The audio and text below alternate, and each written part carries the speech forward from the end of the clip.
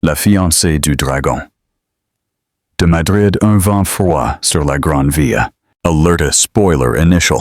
Avant de lire comment Céline Cartwright est passée de serveuse brisée à la future Seymour Preston, vous devez savoir ceci. Son ex-mari, Mark, a eu l'effondrement le plus humiliant et public que l'élite de Madrid ait jamais vu. Êtes-vous prêt pour cette histoire de vengeance en talons aiguilles? La pluie tombait sur la Grande Via de Madrid, une averse de novembre qui sentait l'hiver prématuré. Elle était froide. Oui, mais les paroles de son ex-mari étaient bien plus glaciales. Céline Cartwright s'était habituée à être invisible. Après un divorce amer qui l'avait laissé les mains vides et une réputation en lambeaux, elle n'était guère plus qu'un fantôme, rôdant aux marges d'une vie qu'elle avait connue. Son ex, Mark Denton, maintenant un cadre prospère dans le secteur des énergies renouvelables et propriétaire d'un ego démesuré, aimait le lui rappeler. « Toujours seule, Céline ?» se moquait-il avec son ton moqueur et confiant. « Personne ne veut de marchandises défectueuses. Tu es de seconde main, chérie. » Il riait à son visage, sûr de lui dans sa nouvelle vie de luxe, jusqu'à la nuit du grand gala de bienfaisance du musée du Prado. Ce fut la nuit où une main prit la sienne, une main appartenant au milliardaire le plus insaisissable et puissant de toute l'Espagne, un homme qui tirait les ficelles de tout l'Ibex 35 depuis la discrétion de son penthouse dans le quartier de Salamanca. Et devant tout le monde, il ne l'a pas seulement reconnue, il l'a appelée sa fiancée. Le purgatoire du lait brûlé. La cloche du café tinta joyeusement, un son qui sembla être une insulte personnelle à Céline Cartwright. Cela signifiait un autre client, un autre sourire forcé, quelques minutes de plus piégé dans le purgatoire fumant et parfumé au café de sa vie post-divorce. Avant, elle était curatrice d'art pour la prestigieuse Galerie Viridiana, à Malasagne. Maintenant, elle était curatrice de lat art, et elle le faisait assez mal. Son service était terminé. 8 heures entre mousse et vapeur l'avaient laissé avec une légère odeur de lait brûlé. Elle ajusta son manteau fin.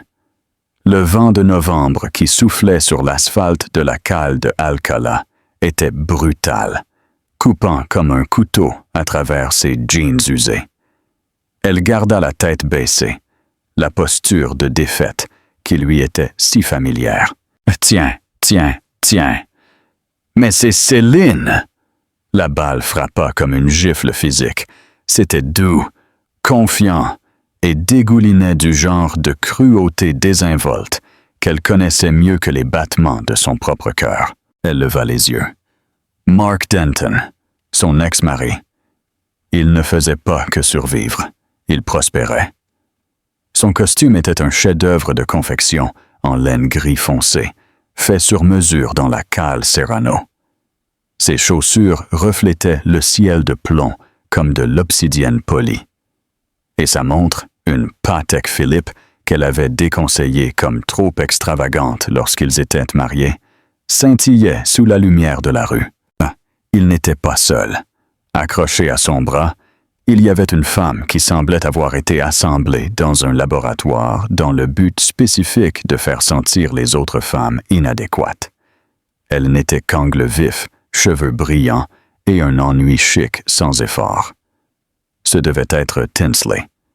Tinsley Lattimore, l'héritière du transport maritime avec qui Mark avait fait du réseautage pendant les 6 derniers mois de leur mariage. « Mark », dit Céline.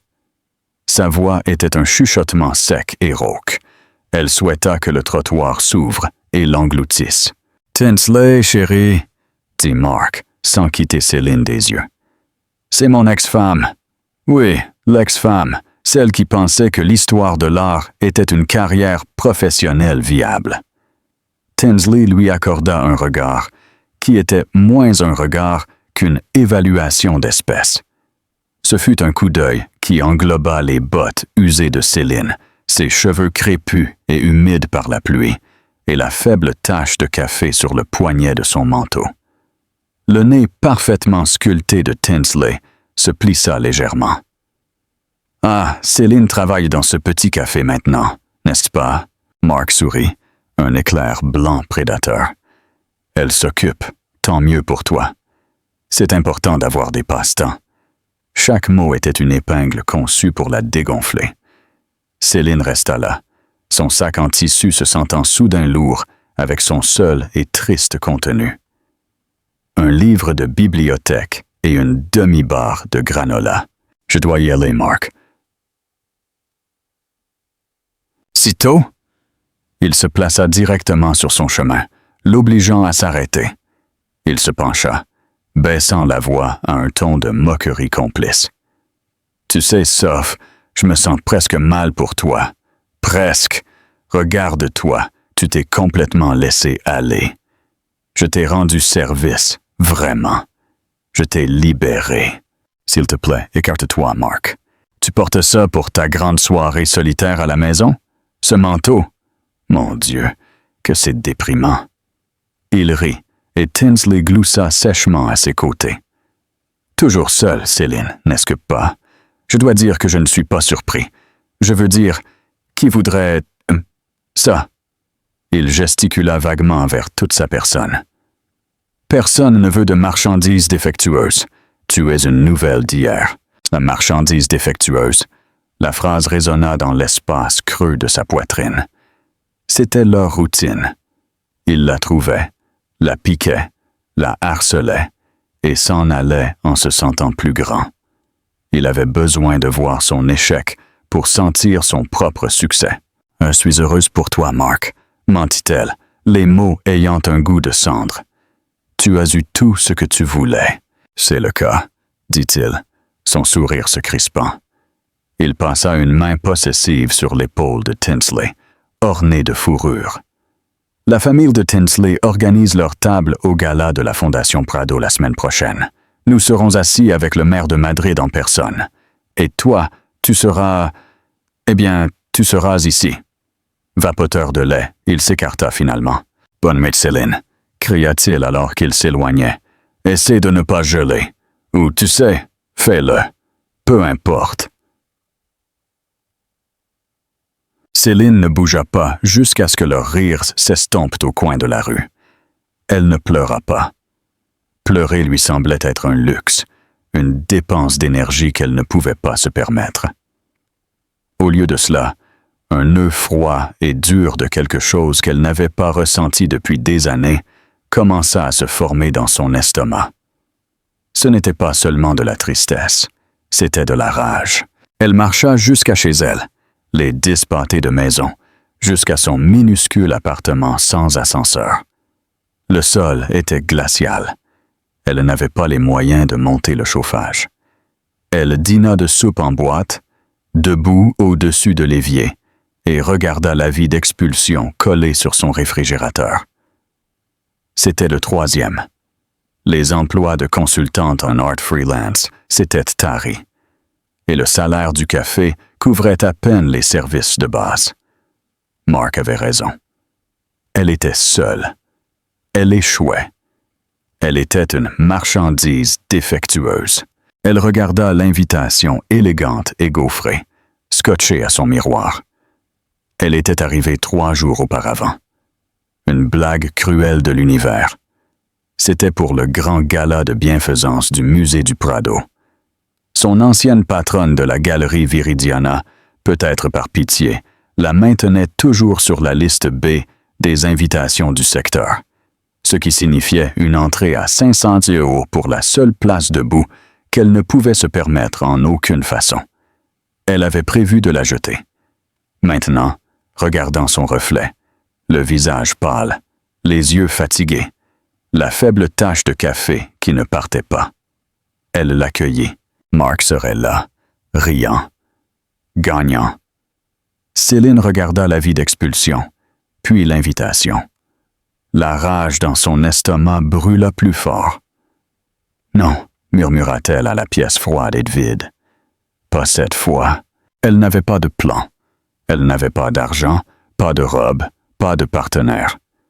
Mais pour la première fois, depuis qu'elle avait signé les papiers du divorce, elle avait un motif. Elle ne lui permettrait pas d'avoir le dernier rire. Elle ne serait pas une marchandise défectueuse. Il lui fallait juste un miracle. Ou, à défaut, une opportunité. Interagissez. Que feriez-vous à la place de Céline? Jeteriez-vous l'invitation ou essayeriez-vous de vous faufiler? Laissez-moi un commentaire avec votre plan d'attaque. L'opportunité sans la truffe. L'opportunité, il s'avéra, sentait la truffe et le désespoir. Le miracle de Céline n'était pas arrivé. Le gala était dans 2 jours, et elle n'était pas plus près d'y assister que de voler. Dans un moment de panique aveugle et pure, elle avait appelé son ancienne patronne de la galerie, une femme nommée Patricia. « Céline, quel charme !» avait dit Patricia, sa voix forcée. « Patricia, je sais que c'est une énorme faveur, le gala de la Fondation. Tu n'aurais pas un siège supplémentaire à ta table, par hasard? » Le silence de l'autre côté fut assourdissant. « Oh, Céline. Chérie, les tables coûtent 25 000 €. Je suis une invitée cette année. Je suis tellement désolé, bien sûr, que je suis stupide, » murmura Céline, la honte lui chauffant le visage. « Mais, » dit Patricia, s'éclaircissant. « Je viens de recevoir un appel frénétique. Mon amie Anna est en charge du traiteur pour l'événement. Manjars Elegants d'Anna. Ils viennent d'avoir 2 serveurs avec la grippe. Oui, c'est un travail en tenue de soirée black tie pour les serveurs, mais ils paient 5 cents en espèces pour la nuit. » Le cœur de Céline se serra. Puis, pragmatiquement, il remonta. Ce n'était pas l'entrée triomphale qu'elle avait imaginée. C'était l'entrée de service. Mais elle était à l'intérieur, et 500 € représentaient la moitié de son loyer. C'était plus qu'un motif. C'était une nécessité. « Je le ferai », dit Céline. 2 jours plus tard, Céline se trouvait dans une cuisine encombrée et humide dans le sous-sol du musée du Prado. Le gala avait pris toute l'aile des peintures flamandes et la salle des Méninas. En haut, un quatuor à cordes jouait. En bas, Céline était dans un uniforme noir amidonné et mal ajusté, essayant d'équilibrer un plateau de coupe de champagne, plus lourd que tout son corps. « Cartwright », aboya le gérant du traiteur, un homme stressé avec un presse-papier. « Tu es aux amuse-gueules, à la Velasquez. Ne fais pas de contact visuel. Ne parle pas à moins qu'on ne te parle. Tu es du papier peint. Compris? » « Compris, » dit Céline, soulevant le plateau. Elle se déplaça à travers la foule scintillante et bruyante comme un fantôme.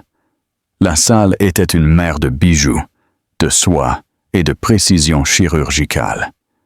Des femmes au visage incroyablement lisses riant avec des hommes qui dirigeaient le pays. Les chaussures de serveuse usées de Céline, les seules chaussures plates noires qu'elle possédait, lui pinçaient les pieds, puis elle le vit. Mark. Il était au centre d'un cercle de discussion, à côté d'une réplique d'une armure royale. Tinsley à ses côtés, rayonnante en soie rouge. Il riait bruyamment, ce rire retentissant qu'il utilisait quand il concluait un accord ou racontait une blague aux dépens de quelqu'un d'autre.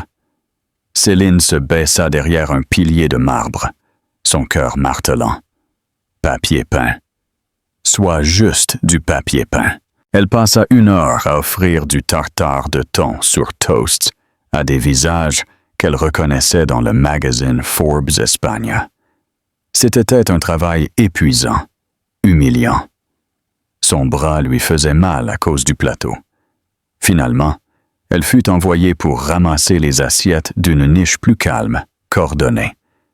C'était un petit atrium, loin de la foule principale, où quelques invités s'étaient retirés pour converser en privé. Elle ramassait des assiettes de dessert quand elle se heurta à quelqu'un. Fort. Une assiette s'écrasa et une tarte au citron à moitié mangée vacilla dangereusement. « Oh mon Dieu !» haleta Céline, se retournant. « Je suis tellement désolée. Elle parlait à une poitrine très large, dans un smoking si parfaitement coupé qu'il devait avoir été cousu sur lui. Elle leva les yeux. L'homme n'était pas en colère. Il l'observait simplement. Il avait des yeux sombres et intenses qui semblaient tout cataloguer. L'uniforme bon marché, la mèche de cheveux lâches qui s'échappait de son chignon, le tremblement de sa main. Il était plus âgé, peut-être dans la quarantaine, avec des touches de gris aux tempes. Céline réalisa d'un coup, il était terriblement beau, mais pas de la manière ostentatoire de Mark. C'était un calme tranquille et puissant. « Mes excuses, » dit l'homme. Sa voix était un baryton bas et doux. « J'étais sur ton chemin. »« Non, c'est moi qui... » bégaya Céline, sauvant la tarte au citron. « Je suis tellement désolé, monsieur. Permettez-moi de vous apporter un nouveau, quoi que vous preniez. » Il regarda l'assiette dans sa main. « Je crois que j'avais fini. Merci. » Il ne sourit pas. Il continua simplement de l'observer, un léger plissement entre ses sourcils. « D'accord. Permettez-moi de ramasser ça. » Elle se sentit une idiote complète.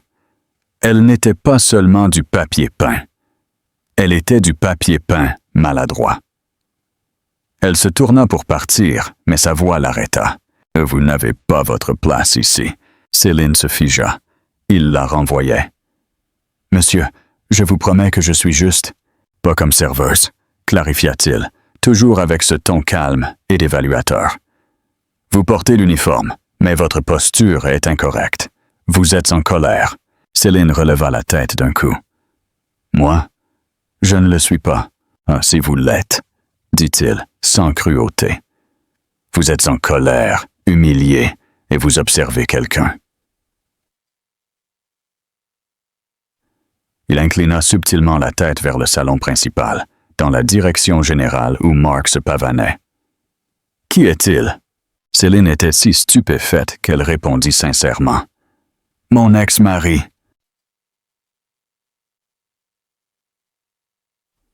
Un éclair de quelque chose. Compréhension. Amusement. Il traversa ses traits. Celui qui rit. Vous l'avez entendu? Tout le monde dans les 3 pièces l'a entendu. Il s'efforce trop.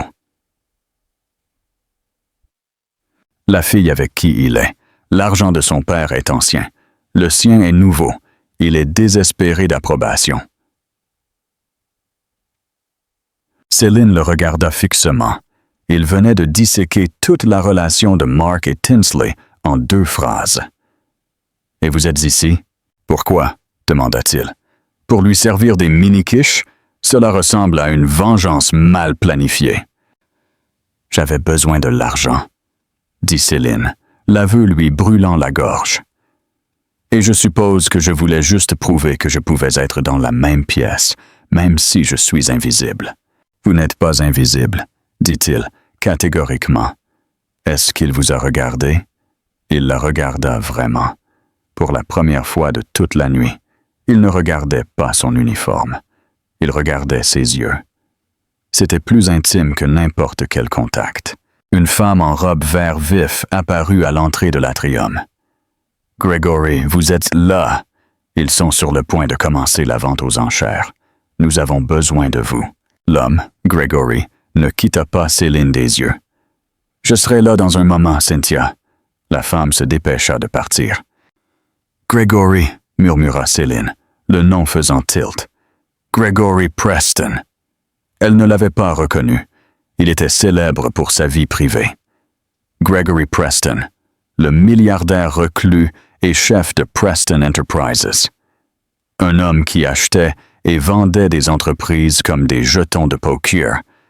Un homme dont la valeur nette était murmurée comme étant dans la catégorie dragon. Pas seulement licorne. Il sourit finalement. Juste un petit geste privé de ses lèvres. « Vous avez une tache, dit-il. Quoi? Il tendit la main, non pas pour la toucher, mais pour pointer. Sur votre cou. Café, je crois. C'était la tache de ce matin. Celle qui ne partait pas. Le visage de Céline brûla. Bien sûr. Vous êtes Céline Cartwright, dit-il. Ce n'était pas une question. Comment savez-vous? J'ai lu votre travail, votre analyse de l'influence pré-raphaélite sur le surréalisme moderne. C'était compétent. Venant de lui, compétent sonnait comme du génie. Vous avez lu ma thèse. J'ai envisagé d'acheter la Galerie Viridiana l'année dernière. J'ai fait ma diligence raisonnable sur leur personnel de conservation. Vous étiez la seule avec une pensée originale. Patricia a été stupide de vous laisser partir. L'esprit de Céline tournait. Gregory Preston connaissait son nom. Il avait lu sa thèse. « Je dois y aller », dit-elle, le masque de politesse indifférente se remettant en place sur ses traits. Ils vendent aux enchères une statue très laide pour laquelle on s'attend à ce que vous payiez trop cher. Il fit une pause. Il mit la main dans sa poche. Il sortit une simple carte de visite en papier épais et lourd. Vous ne devriez pas être ici, Céline Cartwright. Pas comme ça. Il pressa la carte dans sa main. Mon assistant, Robert, attendra votre appel. Nous avons un poste vacant, chef des acquisitions pour ma collection privée. L'entretien est lundi à 9 heures.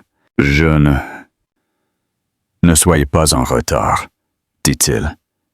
Et avec cela, l'homme le plus puissant de la pièce s'éloigna, se fondant à nouveau dans la foule, laissant Céline Cartwright seule dans l'atrium, tenant une carte de visite qui se sentait plus lourde que le plateau de champagne. Elle regarda la carte. Gregory Preston, PDG Preston Enterprises. Et dans le coin, un RJ manuscrit et un numéro de téléphone. Elle regarda vers le salon principal. Mark riait toujours, inconscient. Il l'avait appelé marchandise défectueuse. Céline glissa la carte dans la poche de son uniforme, le bord aiguisé pressant contre ses côtes. Elle ramassa son plateau d'assiettes sales, mais son dos était plus droit. Ses chaussures ne semblaient pas pincer autant. Elle n'était pas du papier peint. Elle était une anomalie. Et elle avait un entretien. Le temple d'acier à Azeka. Preston Enterprises n'était pas un bâtiment. C'était une déclaration. Une tour pure de 90 étages de verre noir et d'acier dans le quartier financier d'Azeka, qui semblait absorber la lumière du soleil au lieu de la refléter. Le reflet de Céline la regarda depuis le sol en marbre poli du lobby. Une femme dans son seul costume décent, un mélange de laine grise qu'elle avait acheté pour sa dernière entrevue de galerie 2 ans auparavant. Elle se sentait comme un déguisement. Elle vérifia sa montre. « Céline Cartwright », annonça-t-elle à la réceptionniste, qui ressemblait plus à un mannequin d'un film de science-fiction dans une élégante robe gris argenté. « Monsieur Preston vous attend. 94e étage. Monsieur Johnson vous escortera. » Monsieur Johnson, R. et J. était l'homme de la carte. Grand, impeccablement vêtu et complètement indéchiffrable. Il ne dit pas un mot. Il la conduisit simplement à un ascenseur privé. Le voyage fut silencieux et si rapide que ses oreilles bourdonnèrent. Le 94e étage n'était pas un bureau. C'était un coffre-fort. Les murs étaient d'un gris musé doux. L'éclairage était subtil et l'air était immobile. Il n'y avait pas de bureau, juste un coin salon et un seul mur massif et vide. Et de l'art. Partout. Des sculptures, des peintures et des artefacts qui démangeaient les mains de Céline avec le besoin de les connaître. Gregory Preston se tenait près de la fenêtre, les mains jointes dans le dos, regardant la ville. Il ressemblait, pensa Céline, à un général inspectant un champ de bataille. « Señorita Cartwright, vous êtes ponctuelle. Je déteste les retards. » Il se retourna. « Robert, merci. Ce sera tout. » et Jacques hocha la tête et s'évanouit, aussi silencieusement qu'il était apparu. Monsieur Preston, commença Céline, son discours répété mourant sur ses lèvres. Ce, dit-il, l'ignorant, est un Picasso tardif, femme au béret et robe quadrillée. Il était brutalement honnête avec ses sujets. Il peignait, grattait et repeignait. Il croyait aux fugaces, aux moments de clarté après le chaos. Parlez-moi de lui. Céline regarda le tableau. C'était un chaos de rouge, de bleu et de jaune. C'est viscéral, dit sa voix retrouvant son équilibre. La plupart des gens se concentrent sur l'agression, la perspective brisée. Mais je crois qu'il manque le point. Il ne peignait pas une femme.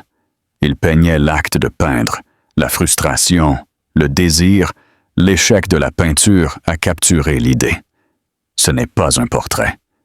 C'est une confession. Gregory resta silencieux pendant un long moment. Il se contenta de l'observer. Compétent, dit-il de nouveau. Et celui-ci?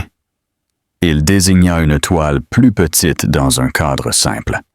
C'était un paysage mélancolique et tranquille de la Sierra de Guadarrama. Une œuvre de période moyenne de Sorolla, à peine connue, dit Céline instantanément. Il était éclipsé par ses contemporains masculins, mais son utilisation du coup de pinceau épais pour capturer l'humidité de l'air. Personne ne le faisait mieux. Ce n'est pas seulement un paysage, c'est une température. On peut sentir la pluie. Vous avez raison, dit-il. C'est aussi un faux. Céline cligna des yeux. Quoi? C'est un faux. Très bon. Je l'ai acheté la semaine dernière avec le vrai, qui est dans mon coffre-fort. Je voulais voir si mon équipe pouvait faire la différence. Ils n'ont pas pu. Ils ont fait des analyses spectrales, de la datation de pigments. Tout est parfait. Mais vous vous êtes approché. Vous n'avez pas analysé la peinture. Vous avez analysé l'intention. Vous avez vu la seule chose que le faussaire ne pouvait pas reproduire. La température, murmura Céline. L'âme, corrigea Gregory. L'analyse spectrale disait que c'était réel. Votre instinct disait qu'il s'efforçait trop. Une grande partie du monde de l'art est basée sur des mensonges, Señorita Cartwright. Sur ce que les gens vous disent être précieux. Sur des hommes comme votre ex-mari qui tirent de leur valeur de ce que les autres pensent. Il marcha vers le grand mur vide. C'est là que ma plus récente acquisition était censée être accrochée. Un triptyque de Goya, la série des gravures. Mon équipe s'est trompée à la vente aux enchères. Ils ont été surenchéris par un gestionnaire de fonds spéculatifs de 20 ans qui voulait une pièce de conversation pour son Skyline. Il se tourna pour la regarder. Votre entretien est terminé, Señorita Cartwright. Vous êtes maintenant la chef des acquisitions de ma collection privée. Votre salaire est le triple de ce que la Viridiana vous payait. Vous aurez un budget d'acquisition illimité, un appartement d'entreprise dans le quartier de Salamanca et une allocation pour votre garde-robe. J'espère que vous l'utiliserez. Céline était sans voix. Je ne... Pourquoi? Parce que vous êtes la seule personne que j'ai rencontrée depuis une décennie qui puisse distinguer une confession d'un mensonge. Et parce que je déteste être surenchéri. Il s'approcha d'elle, et pendant une seconde, elle se sentit comme un lapin dans un piège. Ceci n'est pas un emploi, Señorita Cartwright. C'est une armure. Votre vie telle que vous la connaissiez est terminée. À partir de maintenant, vous n'êtes pas Céline, la barista. Vous n'êtes pas Céline, l'ex-femme. Vous êtes la Señorita Cartwright, mon agent. C'est une forteresse. Ma forteresse. Vous serez poli, vous serez impitoyable, et vous ne permettrez jamais, jamais qu'on vous voie tacher vos vêtements. Qui sont-ils? Demanda Céline, sa voix tremblante. Tout le monde, dit-il. Il lui tendit une carte de crédit noire, incroyablement lourde, une American Express Centurion. Robert vous conduira à votre nouvel appartement. Votre ancienne vie est emballée. Mes gens sont très efficaces. Vous avez emballé mon appartement? L'avis d'expulsion était désagréable. Nous avons réglé votre loyer. Vous commencez demain. Votre première tâche, dit-il, avec une lueur dangereuse dans ses yeux, est de me trouver un meilleur Goya, et je veux que vous surenchérissiez personnellement le gestionnaire de fonds spéculatifs pour l'obtenir. Céline sortit de Preston Enterprises 2 heures plus tard. Elle était étourdie. Robert lui avait montré l'appartement.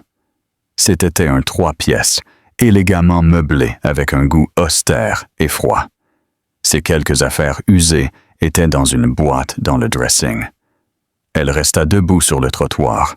La Mex noire lui semblait chaude dans la main. Elle était, à toutes fins utiles, une nouvelle personne. Une voiture noire familière s'arrêta sur le trottoir et Céline recula instinctivement. Mark Denton sortit, ajustant sa cravate. Il se dirigeait, réalisa-t-elle, vers le bâtiment Preston. Il doit avoir une réunion. Il la vit. Son visage, pendant une fraction de seconde, fut un masque de pure confusion. « Céline, dit-il, comme si elle était un fantôme. « Quoi? Qu'est-ce que tu fais ici? Tu nettoies ce bâtiment maintenant? Je pensais que tu valais mieux que ça. » L'ancienne Céline se serait recroquevillée. L'ancienne Céline aurait caché la tache de café et se serait excusée d'exister. La nouvelle Céline se contenta de le regarder. Elle laissa son regard voyager de ses chaussures brillantes à son sourire suffisant. Elle ne dit pas un mot. Elle leva simplement la main, non pas en signe de salut, mais comme un signal, un taxi jaune, comme invoqué par magie, s'arrêta en grinçant. Céline monta à l'intérieur. Elle regarda Mark, qui se tenait toujours sur le trottoir, la bouche légèrement ouverte. « Bonne journée, Mark, » dit-elle, et sa voix était aussi douce et froide que le marbre du hall qu'elle venait de quitter. Le taxi s'engagea dans la circulation, le laissant debout dans son sillage. Ce fut la première petite victoire, et elle avait un goût plus doux que n'importe quel café qu'elle avait servi. Moment CTA. Pensez-vous que Céline a bien fait de ne pas dire un mot? Ou pensez-vous qu'elle aurait dû lâcher la bombe sur son nouveau travail? Cliquez sur « J'aime si vous aimez la vengeance silencieuse, la fortification d'une reine. » Le contrat. 6 mois passèrent. 6 mois de semaine de 80 heures, de vol vers Paris pour un petit déjeuner d'affaires et d'être à Hong Kong pour le dîner. Céline apprit à dormir dans les avions et à négocier en 4 langues. Elle apprit que l'allocation pour la garde-robe n'était pas une suggestion. C'était un uniforme. Elle possédait maintenant plus de chaussures à 4 chiffres que d'euros qu'elle n'en avait sur son compte bancaire 6 mois auparavant. Ses cheveux étaient coupés en un bob élégant et ciselé. Sa garde-robe était une collection de soie et de cachemire dans les tons de noir, de gris et de bleu marine. Elle était, comme Gregory l'avait exigé, une forteresse, mais il l'avait sous-estimée. Elle n'était pas seulement une forteresse, elle était une arme. Elle ne lui avait pas seulement trouvé un meilleur Goya. Elle avait trouvé un Goya perdu, une pièce dont on murmurait qu'elle avait été détruite dans un incendie. Elle l'a localisée dans le coffre-fort privé d'un milliardaire japonais discrédité. Déjà, dans une guerre d'enchères silencieuse de 48 heures, elle n'avait pas seulement surenchéri le gestionnaire de fonds spéculatifs, elle avait ruiné son nouveau fonds d'or. Gregory a failli sourire. Leur relation était intense, médico-légale et complètement dépourvue de romance. C'était une rencontre de 2 esprits très vifs. Ils se disputaient, non pas à propos des sentiments, mais à propos de la valeur. « Ne me dis pas ce qui est populaire, Céline », lui avait-il aboyé lors d'un appel vidéo. « Je peux engager un adolescent avec un compte Instagram pour ça. Dis-moi ce qui compte. Dis-moi ce qui continuera de compter dans 100 ans. Elle avait riposté. Et je vous dis que ce sculpteur inconnu de Berlin compte. Son travail n'est pas populaire. C'est la vérité. Et si vous ne pouvez pas le voir, vous n'êtes pas un collectionneur. Vous n'êtes qu'un thésauriseur très riche. La ligne resta silencieuse. Elle pensa qu'elle était renvoyée. Achetez sa collection complète, dit Gregory, et il raccrocha. Elle n'avait pas vu Mark. Elle n'avait pas eu le temps. Son ancienne vie lui semblait être un cauchemar, une histoire arrivée à quelqu'un d'autre, jusqu'à la nuit de la vente aux enchères d'hiver de Sotheby's, à Madrid. Elle était là pour acquérir un petit Murillo parfait. Gregory, pour la première fois, y assistait avec elle. Il détestait les ventes aux enchères. Mais c'était un coup important. Céline était dans la salle, élégante dans une robe de velours vert émeraude foncé, sa présence exigeant un respect silencieux. Le commissaire-priseur la connaissait. Les propriétaires de galeries la craignaient. Elle était la señorita Cartwright. Et puis elle le vit, Mark. Il se tenait avec Tinsley Lattimore, près de la section des impressionnistes. Tinsley était radieuse. Mais Mark avait l'air effrayé. Il riait trop fort. Il buvait du champagne trop vite. Il la vit. Le rire mourut dans sa gorge. Il ne vit pas la barista tachée de café. Il vit une femme dans une robe à 10 000 €, avec une peau brillante grâce à des soins du visage coûteux et une aura de pouvoir intouchable. Il vit Gregory Preston, le dragon, se pencher et lui murmurer quelque chose à l'oreille. Et il vit Céline rire et secouer la tête comme s'ils étaient égaux. Tinsley murmura « Mon Dieu, c'est Céline ?»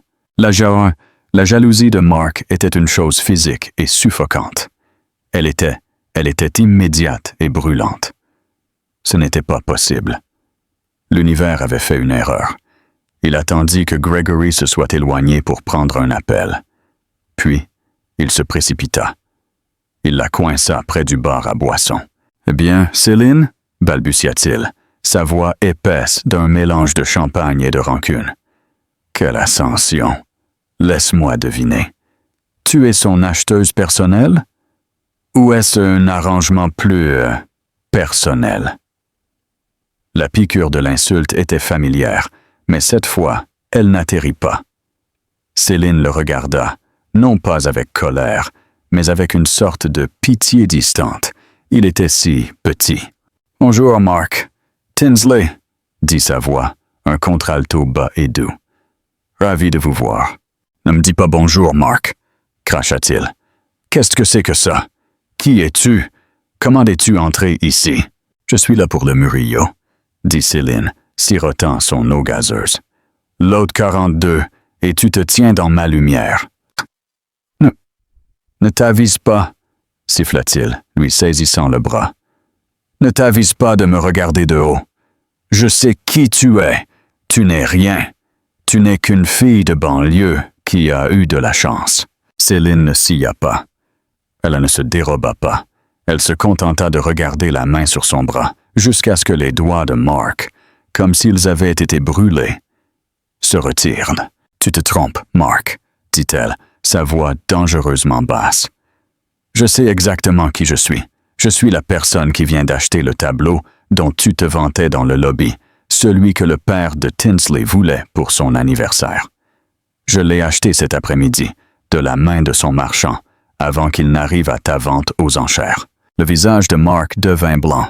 « Maintenant, si vous voulez bien m'excuser, » dit Céline, lui adressant un petit sourire acéré qu'elle avait appris de Preston. « J'ai une enchère à faire. » Elle se retourna et partit, le dos droit, ses talons cliquant sur le sol poli. Mark resta là, fumant, les mains serrées. Tinsley regarda Céline s'éloigner, les yeux écarquillés. Elle regarda le visage furieux et marbré de Mark. Pour la première fois, elle ne regardait pas un bon parti. Elle regardait un poids mort. Mark, dit Tinsley, sa voix soudain aussi froide que la glace dans son verre. Tu es en train de faire une scène et tu as renversé du champagne sur ta veste. L'escalade obliga. Escalade obligatoire. Céline gagna le Murillo. La course aux enchères ne dura pas 3 minutes. Lorsque le commissaire-priseur dit « Vendu à la señorita Cartwright », une vague tranquille de reconnaissance parcourut la salle. C'était une faiseuse de roi, ou du moins la main droite d'un. Gregory l'attendait dans son bureau, bien qu'il soit plus de minuit. Une tempête fouettait les fenêtres du 95e étage. « Il t'a touché », dit Gregory.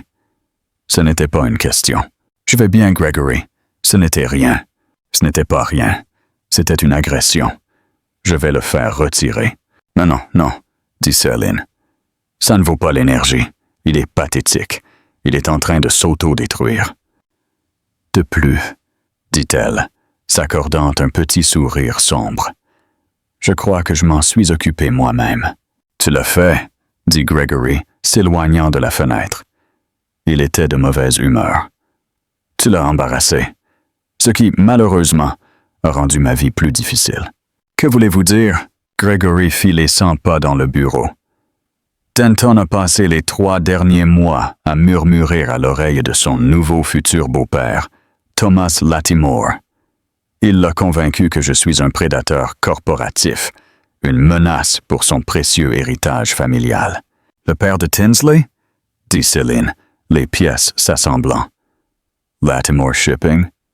Le même. Gregory s'arrêta et prit un lourd pichet de cristal. « Lattimore est un petit homme qui a hérité d'une grande entreprise. Il se prend pour un requin, mais il n'est qu'un rémora. Il bloque mon acquisition du terminal de Fret West, une pièce cruciale de mon nouveau corridor logistique. Il utilise ses connexions politiques pour bloquer le permis de zonage. C'est un coup de mauvaise foi et stupide qui coûtera à la ville des milliers d'emplois. Mais il le fait. Pourquoi? Parce que ton ex-mari le lui a dit. Parce que Mark Denton, dans sa rage jalouse pathétique, a convaincu Thomas Lattimore que c'est une guerre personnelle, que j'essaie de le détruire, que je t'ai volé. Céline sentit un frisson. C'est ma faute. C'est parce que c'est un parasite, corrigea Gregory, sa voix acérée. Mais cela m'a donné une idée. Il déposa le pichet avec un bruit sec.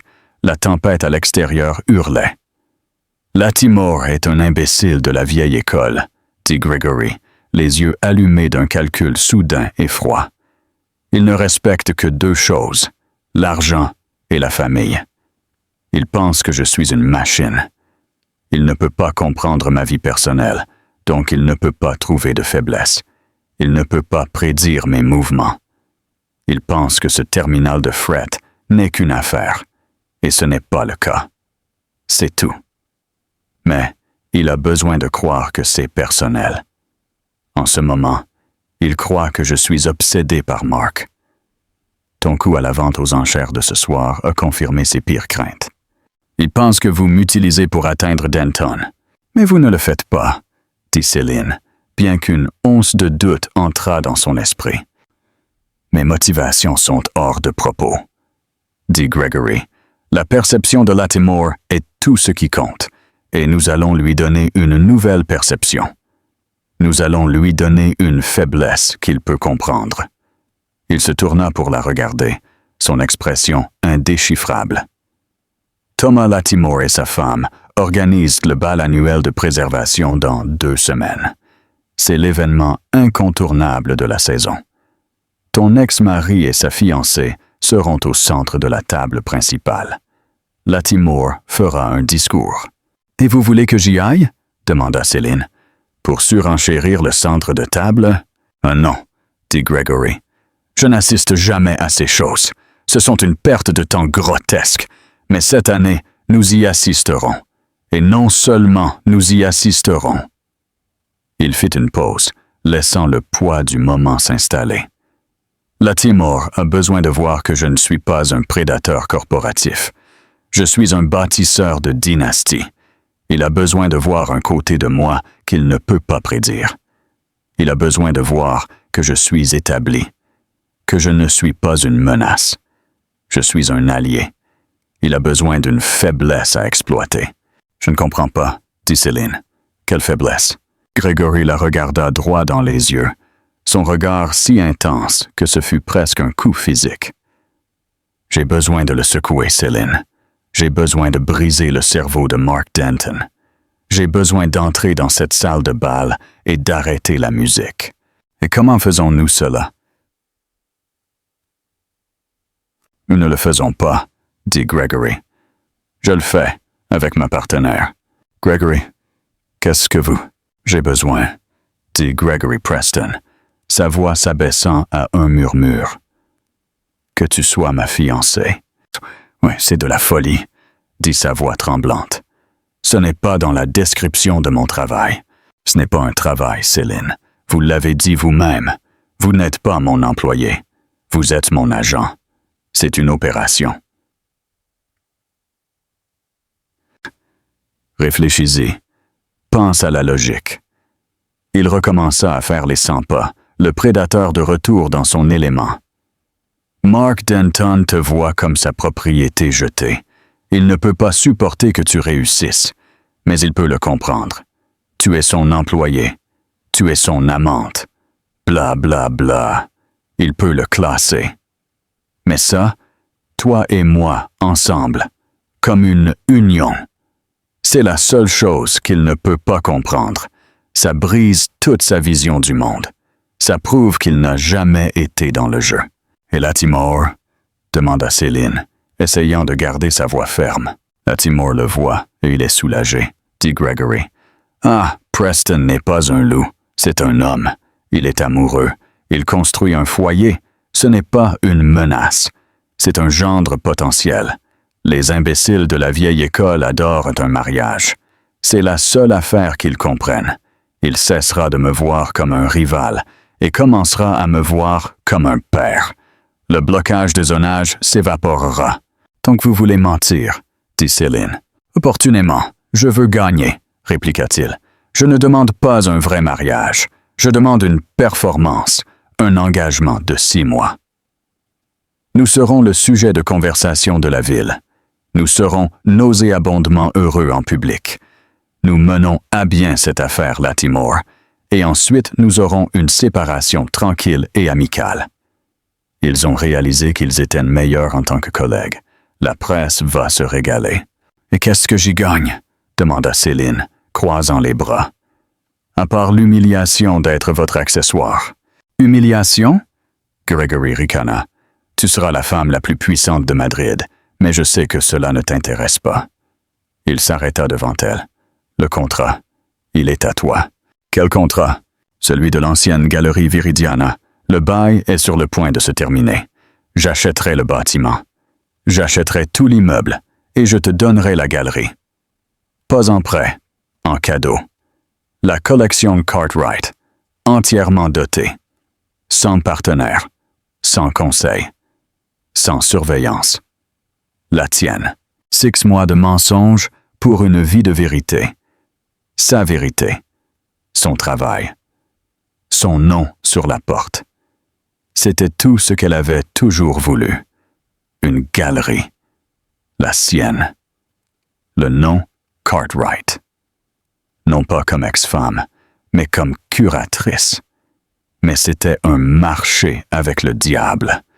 C'était utiliser les mêmes tactiques de manipulation et de mensonge que Mark avait utilisées. Elle regarda Gregory, cet homme puissant, brillant et profondément solitaire. Il voyait le monde comme un échiquier, et elle était sa nouvelle pièce préférée. « Je le ferai, » dit-elle. Le visage de Gregory s'agita de... Était-ce du soulagement?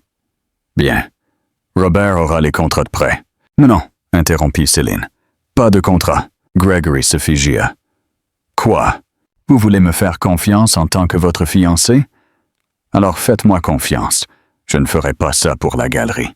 Je gagnerai la galerie avec le salaire que vous me payez déjà. Un jour, je vous achèterai cet immeuble. Alors pourquoi? Je le ferai à une condition, dit Céline, entrant dans son espace personnel. Nous faisons cela à ma façon. Pas comme votre fiancée silencieuse, souriante et ornementale, mais comme votre partenaire, votre égal. Si je dois être votre faiblesse, je serai la faiblesse la plus dangereuse, imprévisible et coûteuse que vous ayez jamais eue. J'aurai des opinions. Je me disputerai avec vous en public. Vous allez travailler pour cela, et vous me direz la vérité. À propos de tout. Plus de jeux, plus de pièces sur un échiquier, partenaire où l'accord est annulé. Gregory resta silencieux pendant 1 minute entière.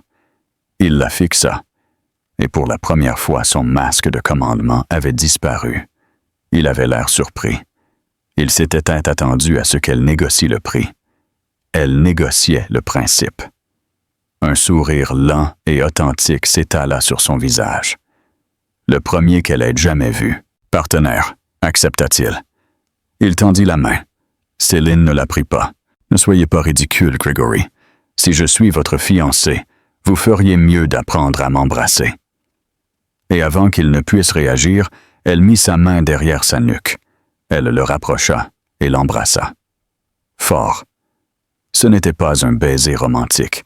C'était un baiser de scellement, de démarcation. Il avait le goût d'un accord à 1 milliard d'euros. Elle se retira. « Maintenant, dit-elle d'une voix rauque, allez m'acheter une bague et faites en sorte qu'elle soit visible. » Le rubis et l'humiliation. Les fiançailles n'ont pas été annoncées. Elles ont été détonnées. Le lendemain, Céline a été vue déjeunant avec Gregory au Ritz de Madrid. Ceci était en soi un titre. Mais c'est la bague qui a arrêté la circulation. Ce n'était pas un diamant. C'était un rubis impeccable de 30 carats. Sang de pigeon, entouré de diamants noirs. C'était une déclaration. C'était un « Écartez-vous de mon chemin », de mon. Le titre du lendemain courait. Le rubis de Preston? La femme mystérieuse du milliardaire arbore un caillou. Mark Denton vit le journal. Il rit. Il le jeta à travers la pièce. « C'est un faux! » cria-t-il à Tinsley. « Ça doit l'être. Il ne ferait jamais ça. Pas avec elle. C'est une marchandise défectueuse. Il l'utilise. » Tinsley, cependant, était silencieuse. Elle regardait la photo. La façon dont la main de Gregory Preston reposait possessivement sur celle de Céline. Elle regardait une femme qui, en 6 mois, était passée d'une tache de café à un rubis. Et Tinsley était, pour la première fois, profondément et vraiment effrayé. La nuit du bal de préservation était froide et claire. Toute la façade du musée du Prado était illuminée en or. À l'intérieur, la grande salle était une mer de cristal, de diamants et d'argent ancien. Mark Denton était à la table principale à côté de Tinsley et de son père, Thomas Lattimore. Mark en était à son 3e verre de champagne, et l'orchestre n'avait même pas fini de s'accorder. C'était un faisceau de nerfs. Les rumeurs des fiançailles de Preston avaient été un tourment. Il avait passé la dernière semaine à appeler toutes ses connaissances, essayant d'obtenir une confirmation, seulement pour être accueilli par un silence poli et compatissant. « Il ne vient pas, » dit Mark à Lattimore, avec une confiance fausse et retentissante. « Preston ne vient jamais à ces choses. C'est un fantôme. Toute cette histoire de fiançailles, une farce, un coup de relation publique, il essaie de nous effrayer. Il est rien. » Thomas Lattimore se contenta de grogner et consulta sa montre. Il semblait préoccupé. Ce blocage de zonage. Cela avait semblé être une bonne idée, un moyen de montrer que Lattimore Shipping avait encore du mordant. Mais maintenant, il se sentait exposé. L'orchestre finit de s'accorder. Le murmure dans la salle s'éteignit lorsque l'hôte de la soirée, le maire, monta sur le podium. « Mesdames et messieurs, commença le maire, bienvenue. Nous sommes très heureux de voir tant de généreux. » Et puis les grandes portes du salon s'ouvrirent. La musique ne s'arrêta pas, mais le murmure s'arrêta. Complètement. Gregory Preston entra dans la salle de bal. Il n'assistait jamais à ces choses. C'était un mythe, et à son bras se trouvait Céline Cartwright. Elle n'était pas en noir, elle n'était pas en gris. Elle portait une robe de velours bleu nuit qui semblait boire la lumière. Le rubis à sa main était un jet de sang contre le tissu sombre. Elle n'était pas belle, elle était incandescente. Elle n'était pas une forteresse, elle était une reine. Elle avait l'air puissante, elle avait l'air terrifiante, et elle avait l'air, par-dessus tout, d'appartenir. Ils ne marchèrent pas bas. Ils firent une procession.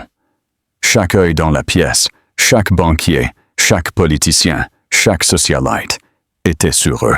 À la table principale, la coupe de champagne de Mark Denton glissa de ses doigts et s'écrasa sur le sol. Tinsley pâlit. Tom Lattimore semblait avoir vu les deux personnes les plus puissantes de la ville. Et c'était le cas. Gregory et Céline n'allèrent pas à une table. Ils restèrent debout, une ligne de réception se formant autour d'eux. Le maire, à mi-chemin de son discours, s'arrêta en fait, laissa échapper un rire nerveux et dit « Et un accueil très spécial à M. Gregory Preston et à la señorita Céline Cartwright. Quelle joie de vous avoir! » L'applaudissement fut assourdissant. Mark ne pouvait pas le supporter. Il était ivre et furieux. C'était sa soirée. La sienne. Il attendit que Gregory soit piégé dans une conversation avec un sénateur. Il vit Céline momentanément seule, regardant un tableau. Il se précipita. « Qu'est-ce que c'est que ça? » siffla-t-il, lui saisissant le même bras qu'à la vente aux enchères. Céline se retourna. Son visage était froid.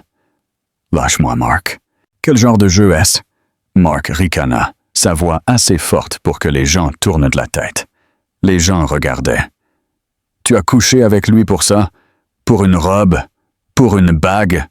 Je savais que tu étais désespérée, Céline. Mais ça, c'est pathétique. »« Tu t'embarrasses toi-même? » dit Céline, sa voix basse. « M'embarrasser moi-même? » Il rit, un son sauvage et aigu. « Tu es celle qui est exposée. Il se moque de toi. Il se lassera de toi dans une semaine. Il te jettera, exactement comme je l'ai fait. Mais il ne sait pas ce que tu es, Céline. Tu es une arriviste, de l'air, une petite tache de café. » Une main, grande et puissante, se posa sur l'épaule de Mark. La poigne fut si forte que Mark tressaillit et sa main tomba du bras de Céline. Gregory Preston était derrière lui. Ses yeux n'étaient pas en colère. Ils étaient morts. C'étaient les yeux d'un requin qui venait de sentir le sang. « Ça suffit, Denton, » dit Gregory, sa voix un baryton bas et agréable qui traversa tout le salon. La salle devint silencieuse. Mark, enhardi par le champagne, se retourna. « Ne vous mêlez pas de ça, Preston. C'est entre elle et moi. Vous n'êtes rien, » dit Gregory. « Vous êtes ivre, bruyant, et vous êtes fini. Et vous... » Mark pointa un doigt sur le milliardaire. « Vous croyez que vous avez gagné. Vous croyez que prendre mes restes fait de vous un homme. Vous êtes avec elle. Elle n'est rien. C'est une barista finie et solitaire. C'est une marchandise défectueuse. » Le silence dans la salle fut absolu. Céline ne bougea pas. Elle regarda simplement Mark signer sa propre sentence de mort. Gregory Preston sourit. Ce fut un sourire froid, dévastateur et magnifique. Il regarda la foule, puis Mark. Il prit doucement la main de Céline. « Il s'est moqué de son ex parce qu'elle était seule, » dit Gregory, sa voix claire et perçante, faisant taire toute la salle. Il répétait les mots de Mark, les transformant en une proclamation. Il regarda Céline, son regard s'adoucissant, Une expression si profonde, si quelque chose, que cela lui coupa le souffle, jusqu'à ce qu'un milliardaire prenne sa main. Il leva la main de Céline, celle avec l'impossible bague en rubis. Il la retourna et embrassa ses jointures et l'appela sa fiancée. Le dernier mot frappa la salle comme le tonnerre. Fiancée? La tête de Céline se tourna vers lui. Fiancée? Ce n'était pas le plan. Le plan était promise. Le plan était 6 mois. Le visage de Mark s'effondra. Il passa du rouge au blanc, à un gris marbré et maladif. L'humiliation fut totale. Ce fut une exécution publique. Tinsley Lattimore éclata en sanglots. Son père, Thomas, se leva, renversant sa chaise, et sortit directement de la salle de bal. Sa réputation, son entreprise, tout était lié à ce cirque, cette exhibition publique et bon marché. Gregory se pencha, ses lèvres frôlant l'oreille de Céline. Le permis de zonage sera approuvé à 9 heures demain matin. Puis il murmura quelque chose que seul Mark pouvait entendre. L'accord Lattimore est mort, Denton. Tu as mal joué tes cartes. Et Mark, dit Gregory, ramenant Céline à ses côtés. Elle n'a jamais été une marchandise défectueuse. Vous n'avez été qu'un très, très mauvais acheteur. Gregory leva son verre vers la salle stupéfaite. Un toast, dit-il. À ma fiancée. Et il embrassa Céline, juste là, devant tout le monde, tandis que les flashs de 100 téléphones portables se déclenchaient, scellant leur destin et mettant fin à celui de Mark. L'acquisition finale, les conséquences furent immédiates. La couverture d'El País du lendemain fut une photo pleine page du baiser, avec le titre « La fiancée de Preston ». Le sous-titre « Les fiançailles choquantes du milliardaire humiliant l'ex ». À 9 heures du matin, le permis de zonage pour le terminal de fret fut approuvé. À 10 heures, Thomas Lattimore avait appelé Gregory, s'excusant à profusion, et s'était proposé de lui vendre le terrain contesté. Gregory refusa. À midi, les actions de Lattimore Shipping étaient en chute libre. Thomas Lattimore, paniqué, licencia l'homme responsable du préjudice de réputation envers sa famille, Mark Denton. Tinsley Lattimore fit remettre la bague de fiançailles à Mark par son assistant dans une petite boîte FedEx insultante. La note disait « Tu es un poids mort et tu es pathétique ». Mark se retrouva sans rien, sans travail, sans fiancée, sans perspective. Il fut mis sur liste noire.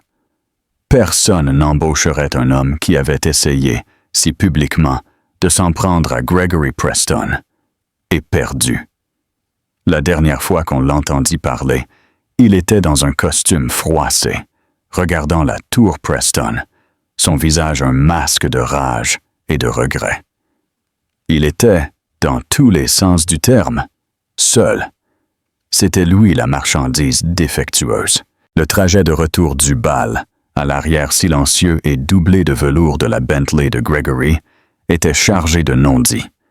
Céline fut la première à parler. Sa voix était ferme. « Fiancé ?» Gregory regardait par la fenêtre, les lumières de la ville clignotant sur son visage. C'était une escalade nécessaire. « Une escalade nécessaire ?» répéta Céline. « Vous réalisez la différence entre promise et fiancé, n'est-ce pas? L'un est une négociation, l'autre est une fusion. » L'accord dépendait de la perception de Lattimore, dit Gregory, se tournant pour la regarder. C'est un imbécile de la vieille école. Promise est temporaire. Fiancé est une dynastie. C'était la bonne manœuvre. C'était la bonne manœuvre, dit-elle, pour l'accord. Alors, l'accord est conclu. Le contrat est complet. Oui, dit Gregory. L'accord Lattimore est conclu. Alors les fiançailles sont terminées, affirma Céline. Elle commença à retirer la lourde bague en rubis de son doigt. Je suppose que Robert aura le communiqué de presse de séparation amicale prêt demain matin. Le contrat est nul, dit Gregory, Le cœur de Céline, pour une raison stupide et illogique, se serra. Elle avait gagné. Elle avait tout gagné. La galerie, sa liberté, sa vengeance. Alors pourquoi cela ressemblait-il à une perte? Alors, dit sa voix creuse, je suis renvoyé? Non, señorita Cartwright. Il posa sa main sur la sienne, l'empêchant d'enlever la bague. Sa peau était chaude. Vous êtes promu. Céline leva les yeux, ses yeux rencontrant les siens. Le visage de Poker était parti. Le PDG était parti. C'était juste. Gregory. Promu à quoi? Murmura-t-elle. Chef des humiliations publiques spontanées. Un petit sourire effleura ses lèvres. Ma partenaire, en toute. Il prit son autre main, celle sans la bague. L'accord Lady Moore n'était que du papier, Céline. La galerie est à vous. Cela a toujours été vrai. Mais ça, il montra du doigt entre eux. C'est la véritable acquisition. Ça, nous. C'était un accord commercial, Gregory.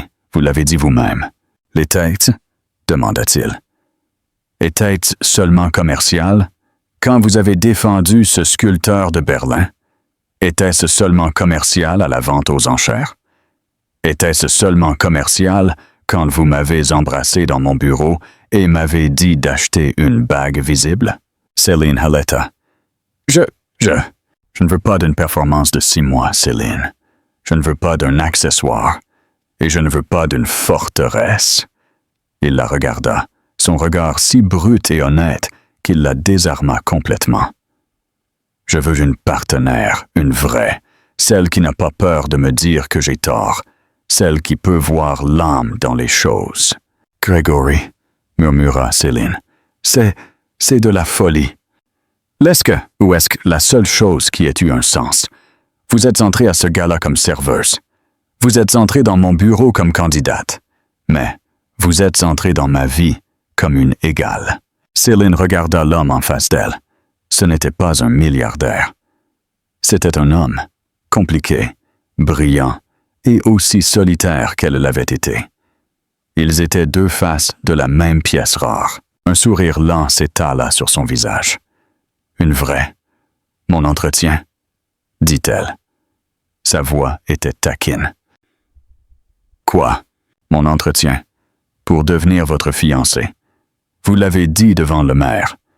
Je vais le faire respecter. Gregory eut l'air confus. Céline, je vous demande de m'épouser. Je sais, dit-elle. Et je vous dis, mon entretien est lundi à 9 heures dans mon bureau. Et cette fois, c'est moi qui négocie. Gregory Preston la fixa pendant un long moment. Et puis il fit quelque chose qu'elle ne l'avait jamais entendu faire. Il pencha la tête en arrière et rit. Ce n'était pas un grondement comme celui de Mark. C'était un son profond, chaleureux et authentique de pure joie. « J'attends vos termes avec impatience, señorita Cartwright, » dit-il, la rapprochant. « Señorita Preston, » corrigea-t-elle. « Mes termes sont étendus. » La voiture continua son chemin dans la nuit, transportant les 2 personnes les plus puissantes de la ville. Et pour la première fois de sa vie, Céline Cartwright n'était pas seule. Elle n'était pas défectueuse. Elle était, enfin, et complètement, acquise. Et elle pensa, tandis qu'il l'embrassait de nouveau, qu'il l'était aussi. Appel à l'action finale. Le jeu ne fait que commencer. Avez-vous adoré voir Céline transformer la honte en pouvoir dans les rues de Madrid? L'histoire de l'humiliation de Mark ne fait que commencer. Et le monde n'a aucune idée jusqu'où Gregory Preston ira pour régler un compte et obtenir sa partenaire.